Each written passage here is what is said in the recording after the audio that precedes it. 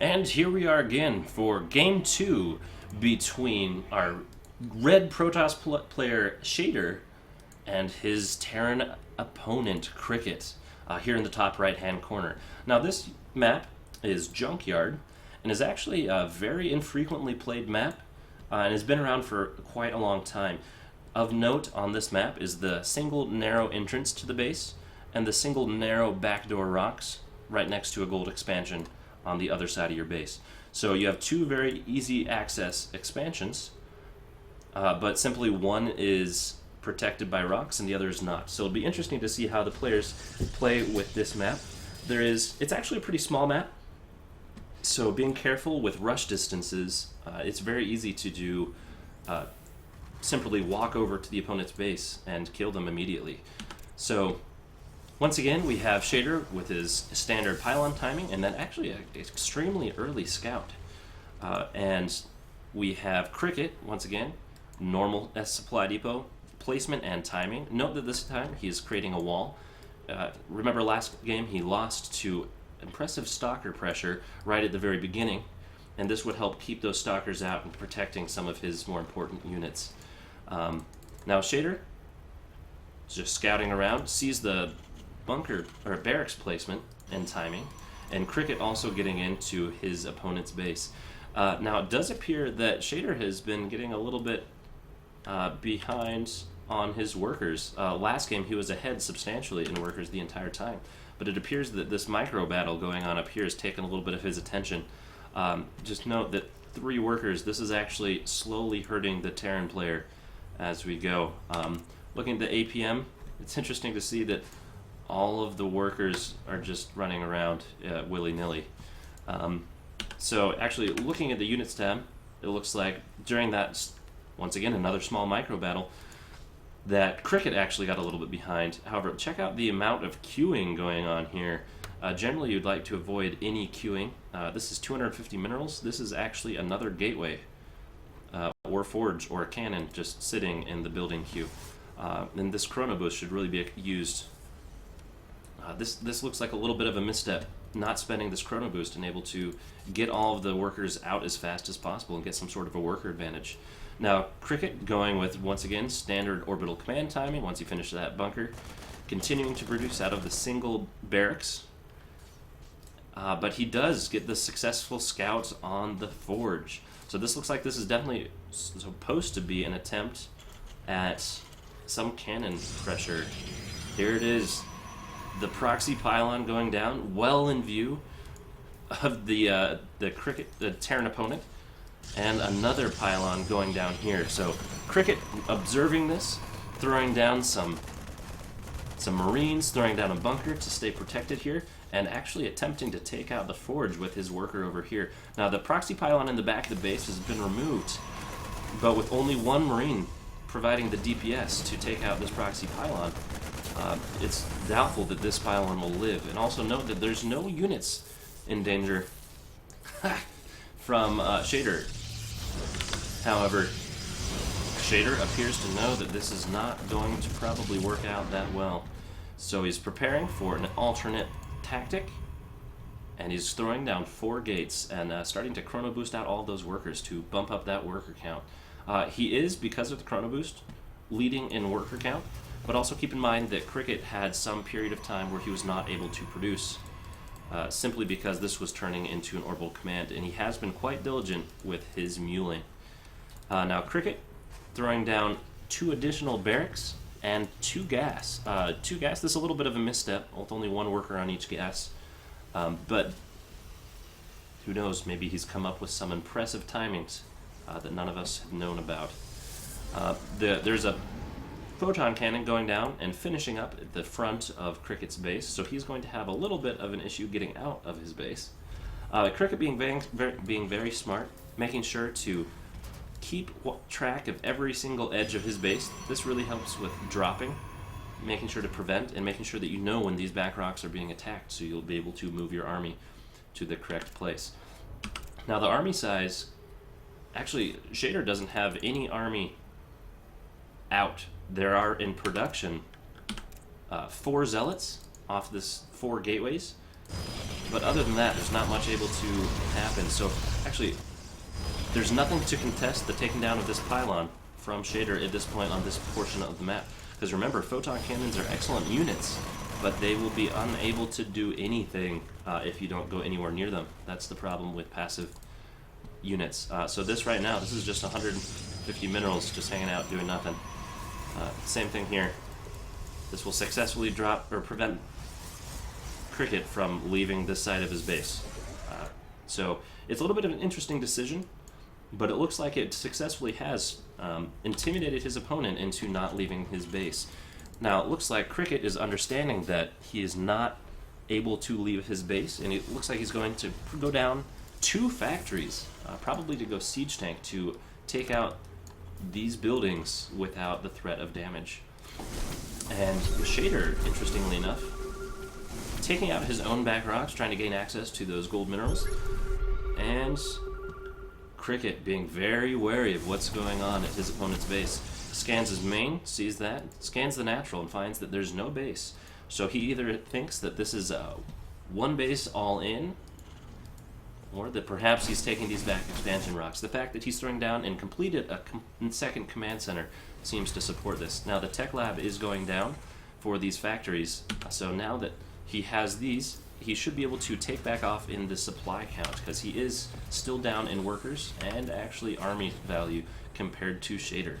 So we have a pretty decent number of Marines here, but they're not able to escape. This would be not cost effective to throw this many Marines at this many photon cannons at this point in the game. He does have some of his upgrades going down. This is quite important, actually. It shows that Cricket is clearly thinking in the long term. He's wanting to get those upgrades down, so when the engagement does happen, he will have a distinct advantage. Now, Shadyr is still producing. He has supply blocked himself, and it doesn't appear that he noticed it all. We also have a lonely worker here defending this forge from any injustice that may be performed by any Terran hooligans. Now the backdoor expansion, the gold expansion from Cricket is done. It is flown in and in place. However, it's not being utilized at this point. He should start calling in mules to harvest all of these gold minerals as fast as possible. Now it looks like he's calling it and morphing in another orbital command in order to help him with that. Now what's interesting is on one base and full economy, assuming all workers in each gas, which Cricket's missing 1, and he's down by 6 workers on his mineral count. You actually can't support this number with constant production and constant supply depots. So while this is a lot of infrastructure, he's actually seeing the problem with having too much infrastructure and not enough resources. Now, Cricket attempting to get a scout out, the Hellion, although fast is not fast enough.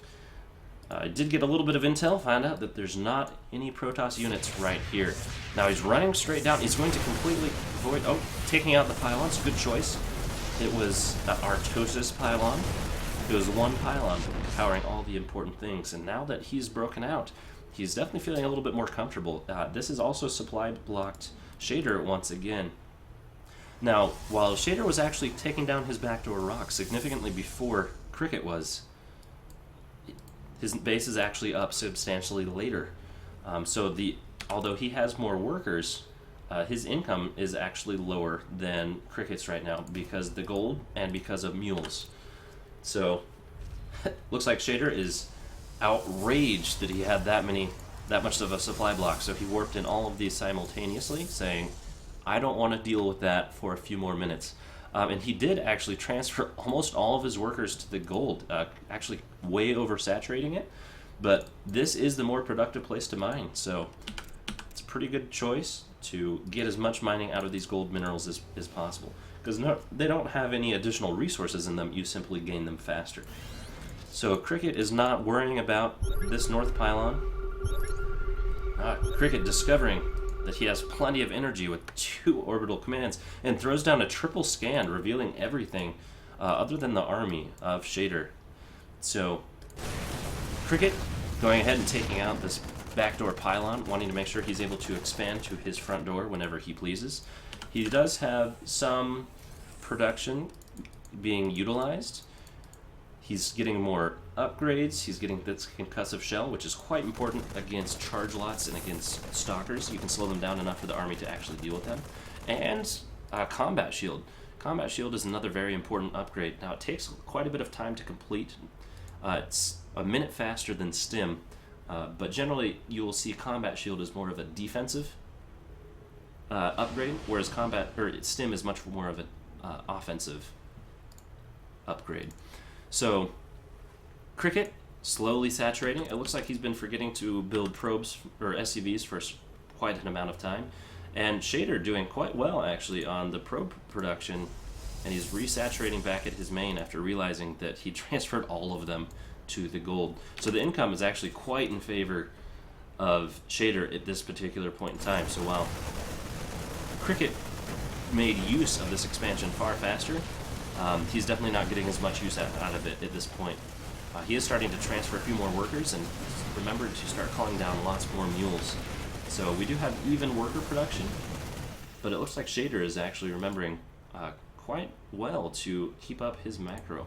So this is a very large force of zealots. Now keep in mind there's no charge and there's no unit upgrades, whereas this is +1 for armor for the Terran player already on its way, and +1 weapons is already completed. So depending on the placement of the units in this upcoming engagement, this could go very poorly. If the charge lots can get anywhere close, they'll be able to, with this number of them, substantially larger supply count and army value. The question will be if this concussive shell and if this choke will be a good enough engagement for Cricket. He doesn't have these sieged up, and oh, charge has completed. How did I miss that? Is hidden over here in the corner. The engagement, all the zealots trying to force their way up the ramp. These tanks, where did the tanks go? Be able to force down because the zealots are not able to get a good engagement off against these workers, or these bio units here in this choked up engagement point. However, now he's able to get a much better wraparound, and with stim not done and combat shield not done, he's not able to push these back as effectively as he would like. So while he's trading pretty cost effectively, he has lost a significant number of workers, and this base is not mining at all. All these units need to start microing back. He does stim. I thought I saw stim go down. Perhaps not. He isn't going to be able to take out all this force. He could have handled that engagement a little bit better by kiting these units back with, especially with concussive shell. And the tank's now finally getting out of the front of the base and able to come and help, but unfortunately it's a little bit too late. So in the worker count, Shadyr has a substantial lead. In the army count, currently Cricket has the lead. However, with the substantial economy disadvantage that he has, it becomes increasingly important for him to go attack soon, because he has the army advantage, but in the long term he will run himself into a corner and discover that he is substantially behind in terms of economy and just won't be able to keep up the production. So Cricket actually throwing down an advanced missile turret. It's a little bit interesting. He's watching for observers and possibly dropships or war prisms, and he's continuing to re-macro. Interestingly enough, there he goes. He's starting to re-macro. Once again, there's 150 minerals just sitting there doing nothing. There's another 100 there, so 250. And where did the other barracks go? There was 3. There's the other barracks. So you've got a few hundred minerals sitting in lockdown, not able to do anything, but with the bank he's got, he's not noticing that much at all. Now, Cricket is apparently noticing that he is at a disadvantage. He knows that this base is here, and that he's been mining from it from quite an amount of time. And if he can get a good engagement out, this could actually go very well for Cricket. These tanks are not upgraded, but the splash damage they could have, and especially if he sieges up right out here, the Protoss has no vision, and if he sieges up in the right place, he'd be able to get good placement on all the units running down the ramp. Will make it very difficult for Shadyr to engage this force. He does force the cancel, or it looks like actually that was just straight up destroyed. Checking out the APM, it looks like Shadyr is playing at a pretty high average of 100 APM. Oh, and with the vision that these medevacs offer, the zealots are able to be fired upon by the siege tanks. Now, Cricket's not actually microing these at all. He's trying to simply be a bulwark in front of his tanks. And simply with that, Shadyr throws down the GG. Now it ties it up. He knows he has another chance to tie up the series, or to finish out the series. And so let's go into the next game.